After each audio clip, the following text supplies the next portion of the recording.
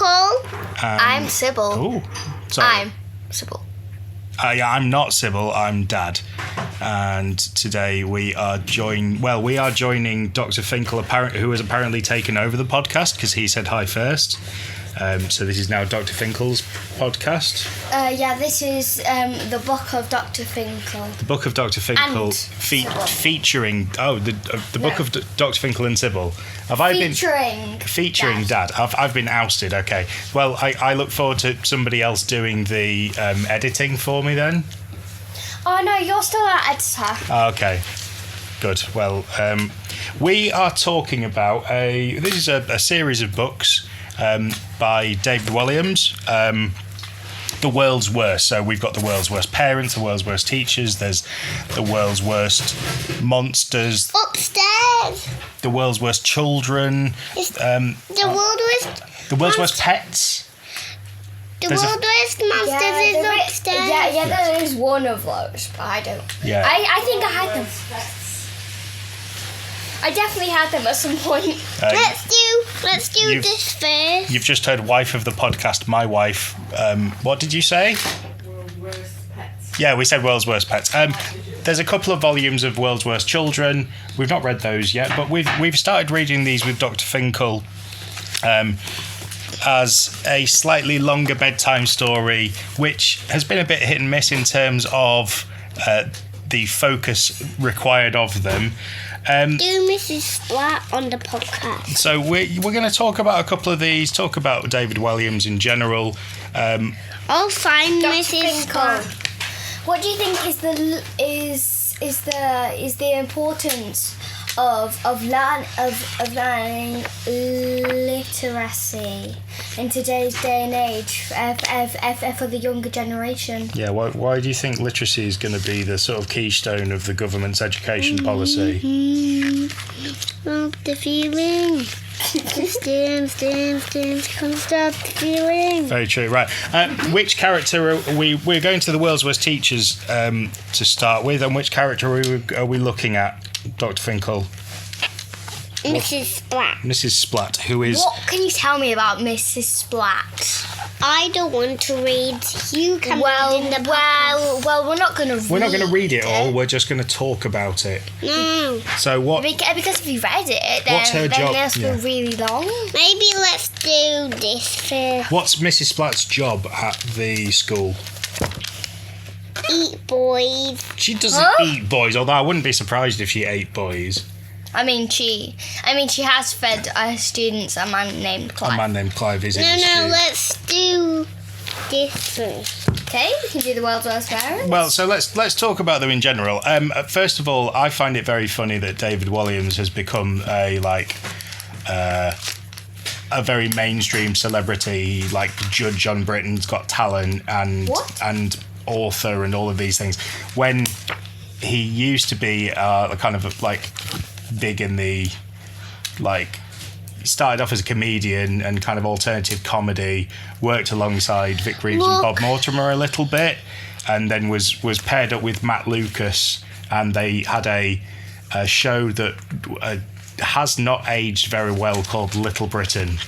Why has it not aged? I think a lot of the scenes would be imagine sort of the word phobic after all the prefixes that you can think of, and it kind of gets there. They're occasionally in blackface, so they are painting their faces to look like they are a different race. They have a pair of characters who are old ladies who are like incredibly racist and homophobic, and whenever they come across a person that is in one of those groups, they start to vomit a lot, and that was the premise of the joke. They've got a man who's disabled, but it turns out he's pretending to. Let's do him. It's sort of close to the knuckle. So I find it very funny that he's now a children's author. But then there's a couple of people like that. Like you've read some Stephen Mangan, and some Stephen Mangan. He did the Escape Room book, and Ben Miller. You've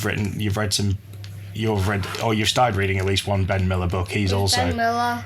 Also a comedian, and Stephen Mangan. Book? I can't remember the book. I just remember seeing him on your shelf. So there is quite a successful pipeline of alternative comedian through to children's author. But I think because children's literature is often quite whimsical and it's funny, that's one of the most engaging things that you can kind of give. Okay, so which one are we doing? Okay, so can you talk about this story? I don't want to. Well, we can't because he's never read this one. So I think that David Williams is really trying to model himself as the modern Roald Dahl. I think that his stories are trying to kind of fill that void of, we're talking like, Roald Dahl did a big line in horrible kids, horrible parents, horrible teachers. I don't think Williams is anywhere near as good a writer as Roald Dahl was. Just in terms of... I think they're pretty close in writing. I think there's lots of... Now that I'm reading them again, when Sybil and Adrian were younger, these were like... David Williams books were our go-tos for bedtime reading. When you guys were kind of 7, 8... I know which one we can do. Because they were slightly longer. I know which one we can do. Let's do one that we've read so we can talk about it. Let's read one that we've not read. Can't really do that on pod, though. One of the things that he likes is a big list. Throughout his stories, he's like, this character was so silly that they did this, or this character was an inventor and they invented these things, and then you get a page or two of a long list. Sybil, in terms of because you've kind of gone back and reread some of these now, what can you kind of give us your... It's very easy to read. Look what I'm doing, Daddy. Yes, the podcast listeners can't, and just let Sybil say what she wants to say, okay?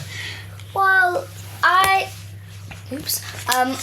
think that the story's quite nice. They're different from what I usually read. And it takes me back to when I was 6. Okay, so what do you like about David Williams' books, Dr. Finkel? Mrs. Splat and Dr. Dread. Do you like the yucky ones? So Dr. Dread's all about the farts and being... Yep, I liked it. I like the one with 1,000 farts.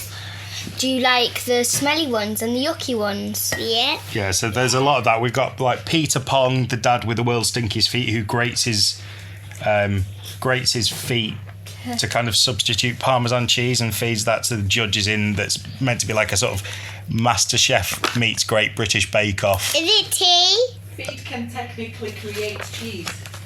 So wife of the podcast, my wife has just told me that feet can technically create cheese. It's not going to be nice cheese. It's going to be cheese. No, but apparently your feet have enough bacteria on to create cheese. That's pretty grim. So Peter Pong grates his own feet because his daughter is in a cooking competition and he picked up lard and not Parmesan. Past this point in the recording, the sound gets borderline unlistenable and we actually don't pick up any more useful content. Because, well, you've listened to the rest of the episode and you heard what it was like. So what I've done is I will occasionally record stories for Dr. Finkel at bedtime. And one of these is one of the world's worst teachers that we've been referencing, Mrs. Splat. So I've dropped this in for you. It's slightly more listenable. There's 100% less page rustle. No, I'm saying that's not actually true. There is at least 75% less page rustle. I'm just recording. I want to help. I'm just recording a correction because. I want to help. Oh, you are helping. You are currently helping. Don't worry. Say hi to the listeners, Dr. Finkel. Hi.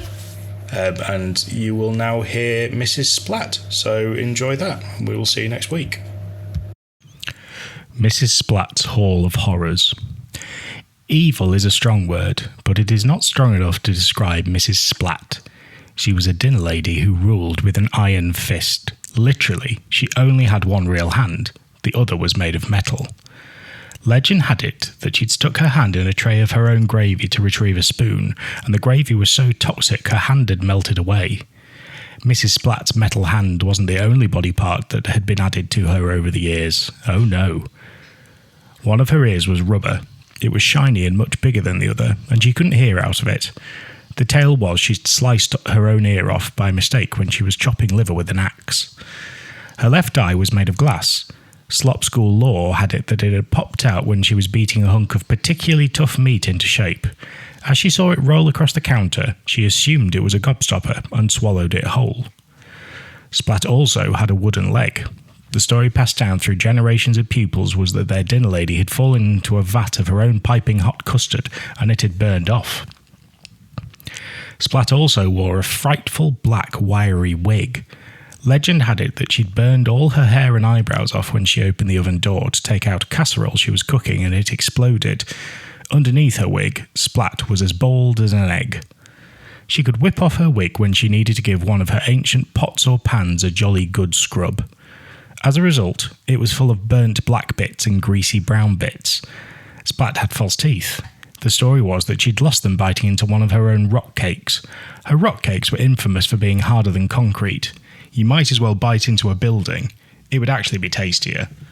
Splat's false teeth rattled in her mouth. Sometimes they even flew out when she shouted at someone, "Come back here, you vermin!" She liked to call the children vermin, even though diseased rodents were one of the main ingredients in her dinners. Mrs. Splat had been the dinner lady at Slop School for longer than anyone could remember. No one knew her age. She certainly looked ancient. Some put her in her 80s, other in her hundreds. A handful of children believe she may have been alive for thousands of years, like one of the undead, unable to die, destined to stalk the earth for all eternity. That may well be true. You might be interested to find out that the world's worst dinner ladies are all part of a secret society. Soddle. SSODDL. That stands for Secret Society of Dreadful Dinner Ladies. Soddle meets up every Sunday night around midnight at a top-secret location just before the school week begins. It is a chance for them to share disgusting recipes, swap cooking utensils, which double as instruments of torture, and elect a new supreme leader. Mrs. Splat has been the supreme leader of Soddle for 50 years. Despite the other dinner ladies being ferocious, no one ever dared challenge her.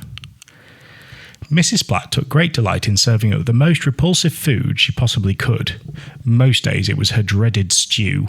She loved cooking stews because she could bung anything in she had in them, so today's stew might have all the leftovers of yesterday's stew in it. And yesterday's stew had all the leftovers of the stew from the day before, and so on and so on. There was every chance you were eating last week's leftovers, or last month's, or last year's, or last decade's, or last century's. Not just leftovers, though. Oh, no. All kinds of things had been found floating around in Splat's stinky stews. A scouring pad, a pair of old man's underpants, a hedgehog, a flip-flop, a hearing aid, a used handkerchief complete with snot stains, a pair of ladder tights, a washing-up glove, a set of false teeth, a mop and bucket, a lint roller with bits of hair still stuck to it, a hamster's wheel, a doll with its head missing, a pair of glasses, a doll's head, a walking stick, a lady's shoe, one of a pair presumably, a shuttlecock, a shopping trolley, a sock, and a man called Clive. There would be big trouble for anyone at Slop School who did not finish everything on their plate, including the teachers. Mrs. Splat would loom over them, wielding her iron ladle in her iron fist until they had eaten every last morsel. If they didn't, she would strike them hard on the knuckles and shout at them, "Lick the plate clean, vermin!" Of course, if everyone licked their plate clean, that saved time for Mrs. Splat on washing up too, so that was a boon. Eating school dinners was compulsory for everyone at Slop School. Packed lunches were strictly forbidden. Splat made sure of that. She and her army of dinner ladies did stop and searches on everyone as they passed through the school gates each morning. Pockets and bags were emptied. Any offending crisps, cakes or chocolate bars would be confiscated by the dinner ladies and then eaten by them. One time, Splat even ate a wooden pencil case. It was brown and she had to make absolutely sure it wasn't chocolate. She actually quite enjoyed it, although her false teeth did become stuck in it. Mrs. Splat oversaw a reign of terror at Slop School. Every single kid there lived in mortal fear of her. Except one, Chewy. The girl was so called because she was always chewing bubble gum and was an expert bubble blower. Chewie could blow bubbles that would reach the size of beach balls before they popped. The morning hour story starts. Chewie was waltzing through the school gates, chewing bubblegum as usual. Of course, Mrs. Splat was waiting for her. Her army of dinner ladies fanned out behind. "Spit that gum out, you vermin," ordered Splat, her one good eye staring at the child. "Why, Mrs. Splat?" replied the girl. She loved getting the lady's name wrong on purpose. "It's Splat, not Splot, and can't you read?" With her iron finger, the dinner lady pointed to a huge sign she'd attached to the school building that read, "Fod is forbidden on schooly premises." Spelling wasn't her strong suit. "Bubblegum isn't food," stated the girl. "Yes, it is," argued Splat. "No, it isn't." Well then, what is it, Miss Clever Knickers?" "It's bubblegum." The hundreds of kids who'd been gathering in the playground to witness this had a good chortle. "Silence!" ordered Splat. She punched her iron fist into her other hand. "Ow," she whimpered. "Now listen to me, child. It's in your mouth and you are chewing it, so it must be food." "I'm sorry to say that you're wrong, Mrs. Splat. Whatever. The thing with bubblegum is that you spit it out after you've chewed it, which is what we would all love to do with your disgusting school dinners." The kid chortled again.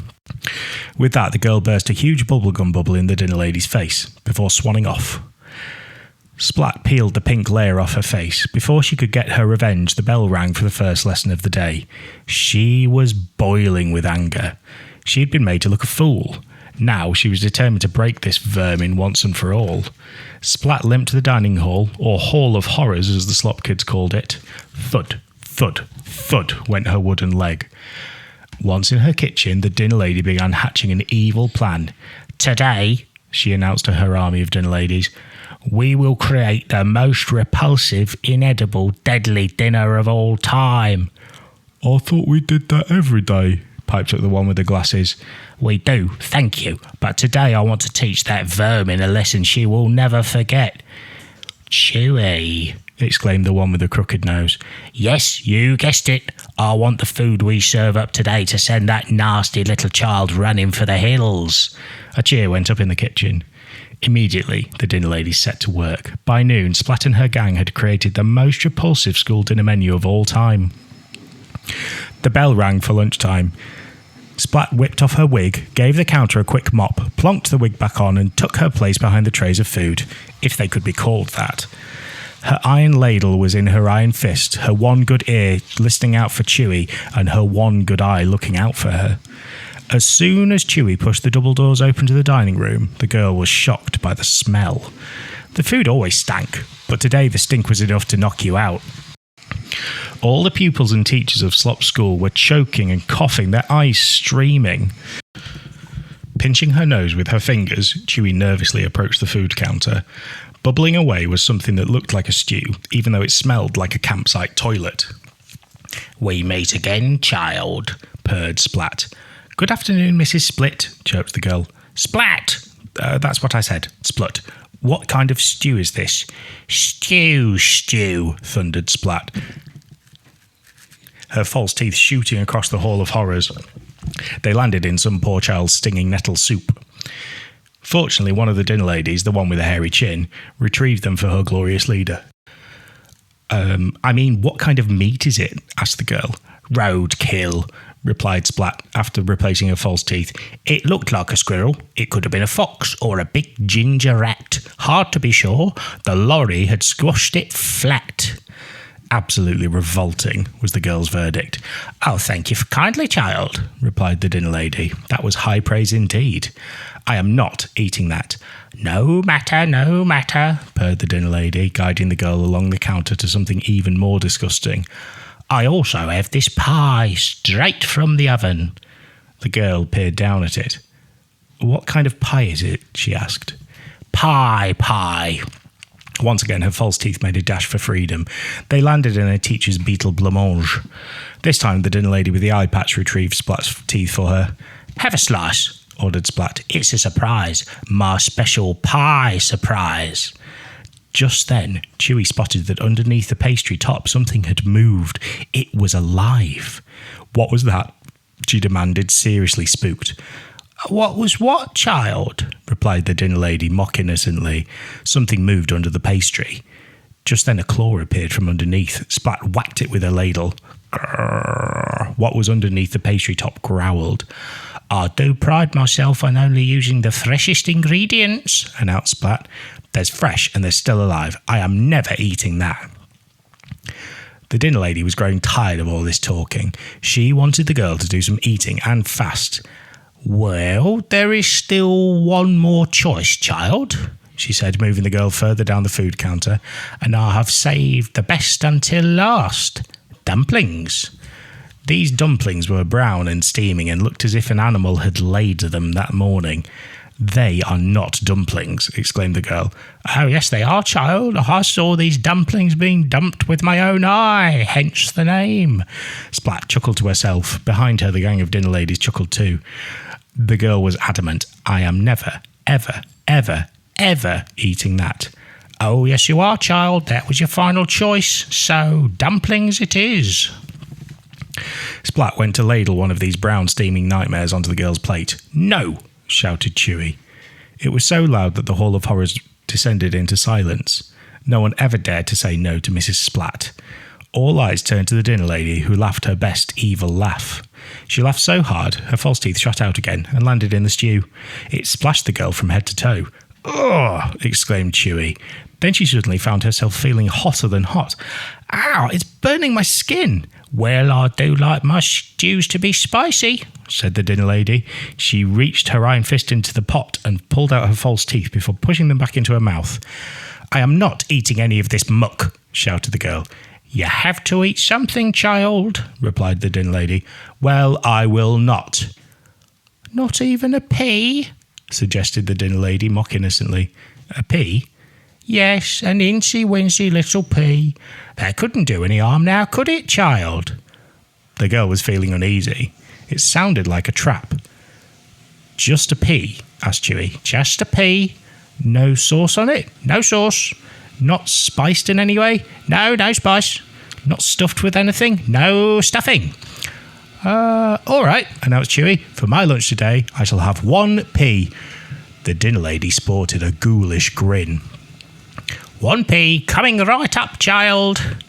Chewy looked around the troughs of food. There were mountains of the vegetables kids always hated. Brussels sprouts, beetroot, rhubarb, cabbage, broccoli. But no sign whatsoever of peas. Not one. Where exactly is this pea? Demanded the girl. I'm just keeping it warm, child, replied Splat.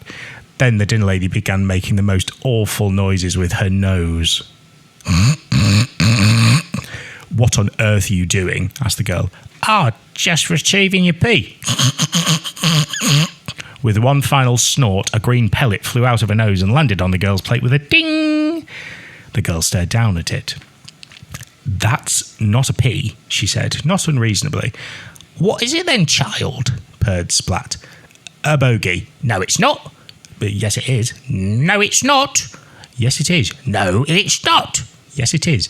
Yes, it is, said Splat. No, it's not, replied Chewy. Aha! The dinner lady had tricked her.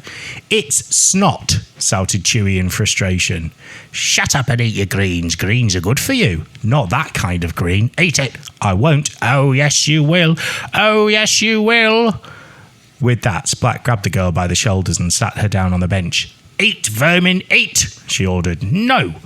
The dinner lady smashed her iron fist down on the dining table, throwing all the plates up in the air. The children sitting at the table were covered in stew and pie and dumplings.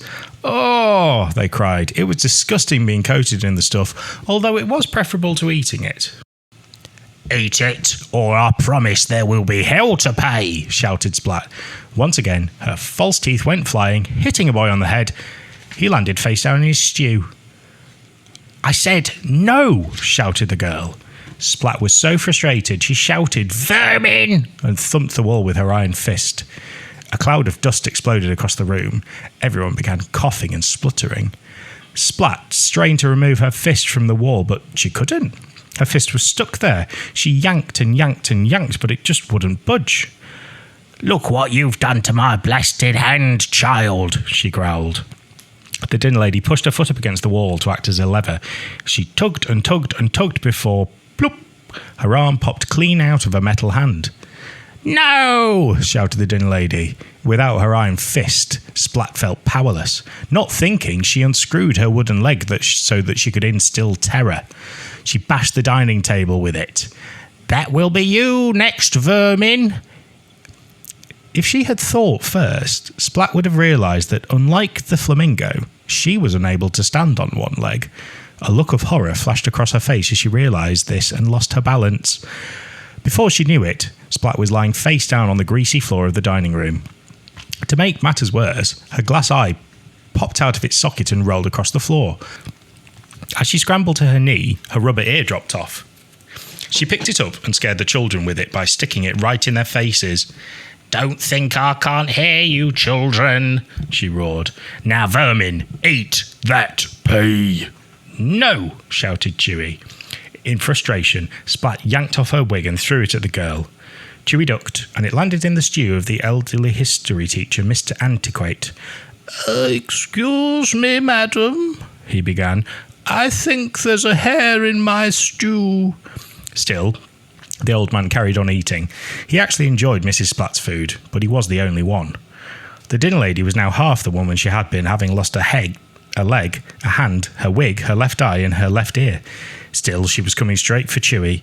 "You will eat my snot, you vermin, if it's the last thing you do." "Oh, no, I won't." As quick as a flash, the girl reached into her blazer pocket and pulled out a jumbo pack of bubblegum. This brand was Double Bubble, the most bubblesome bubblegum on earth.